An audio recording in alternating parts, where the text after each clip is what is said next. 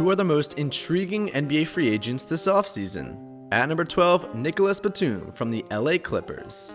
Having morphed into a prototypical 3-and-D forward that helps unlock small ball lineups, Batum is the face of the group of veteran role players on the back end of their careers, seeking a new deal. He lost his starring power forward job midway through the regular season, but then started 10 games at center in the playoffs, when the Clippers scored almost 124 points per 100 possessions in 412 total minutes with him on the floor without DeMarcus Cousins, Serge Ibaka, or Ivica Zubac. Batum shot 40.4% on catch-and-shoot threes, a mark which ranked 34th among 86 players who attempted at least 200. At number 11, Bruce Brown, who is a restricted free agent for the Brooklyn Nets.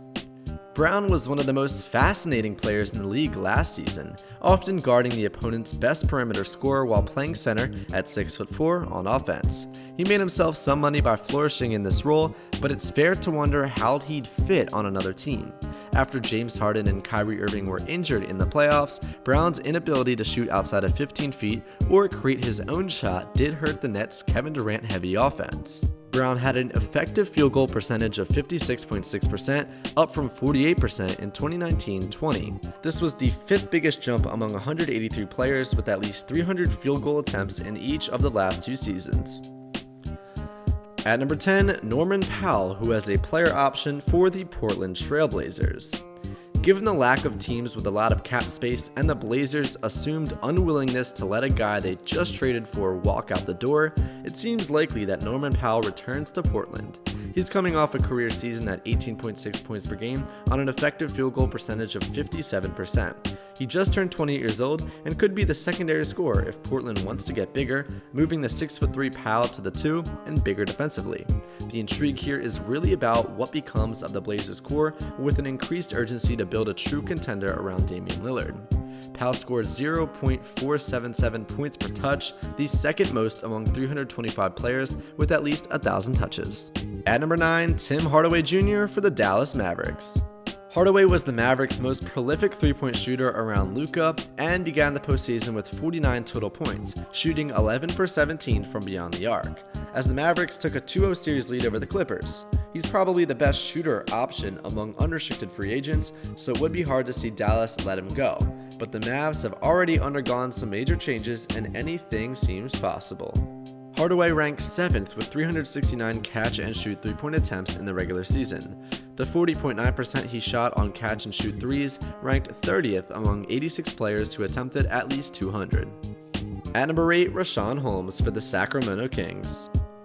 Holmes is another product of the process-era Sixers who's developed into a pretty good player, and just like Robert Covington, Jerami Grant, Christian Wood, and maybe TJ McConnell, that's 2 second-rounders and 3 undrafted guys, he seems to get paid pretty well.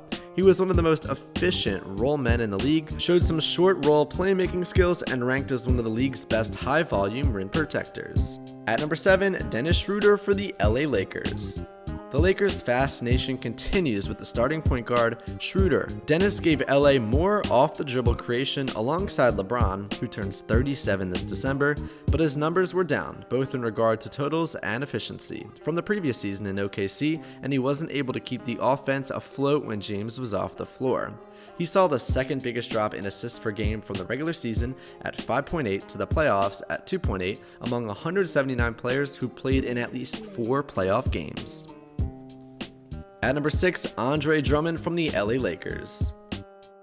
There was much ado about Drummond's move to LA on the buyout market, and when the Lakers were eliminated in Game 6 of the first round, he was DNPD'd, even though Anthony Davis played just 5 minutes. This comes after the Pistons basically traded Drummond for nothing in February of 2020, and after the Cavs bought him out at just 27 years old.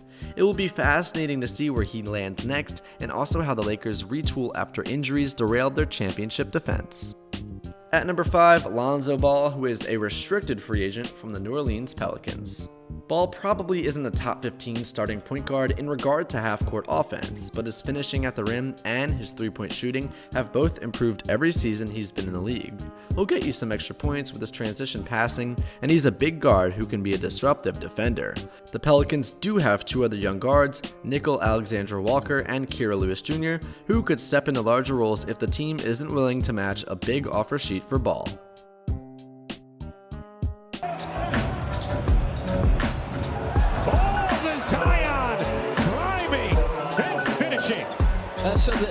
At number 4, Kawhi Leonard, who has a player option from the LA Clippers. Leonard's right knee injury adds an unfortunate wrinkle to his free agency. The Clippers will obviously give him whatever he wants, but he has a few options, even if he's not looking to relocate.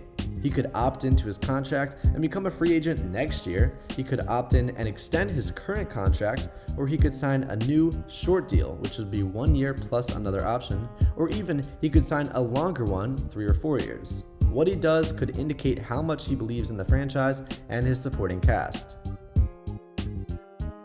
At number 3, DeMar DeRozan from the San Antonio Spurs. DeRozan, who turns 32 this August, remains reticent to shoot three-pointers. In fact, his 35 for 154, which is 22.7% from three-point range over the last 3 seasons, is the worst mark among 365 players with at least 150 attempts over that time. But his last 2 seasons have been the 2 most efficient scoring seasons of his career, with that 59.1% ranking 17th among 45 players with a usage rate of 25% or higher this season. DeMar isn't the playmaker that those guys are like Trae Young and Luka, but he's taken a big step forward in that regard over the last few years. He needs to be complemented with shooting, but he can give a team a lot of punch offensively. At number 2, Kyle Lowry from the Toronto Raptors. The last game before the trade deadline felt like Lowry's last with the Raptors, but none of the contenders that were pursuing the 35-year-old point guard could agree on a deal with Toronto. Those same teams will likely continue the pursuit this August, though the mechanics of a sign and trade deal change things up and probably eliminate the Lakers. The Heat and Knicks are 2 teams that have both the need for a point guard and the financial flexibility to make an offer for Kyle Lowry.